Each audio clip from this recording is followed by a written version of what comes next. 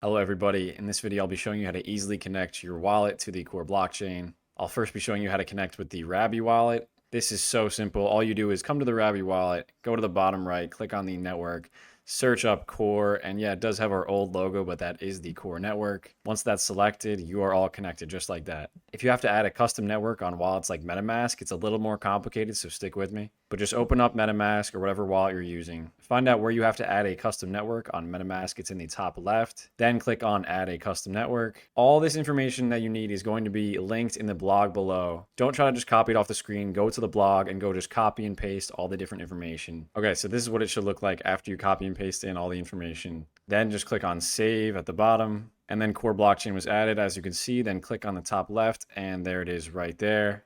Now, when you try to connect to an app on Core, I'm using Glyph Exchange right now. Just click on Connect, which is usually in the top right. Then you could choose which wallet you want to connect. I'll choose MetaMask for now, accept it in your wallet.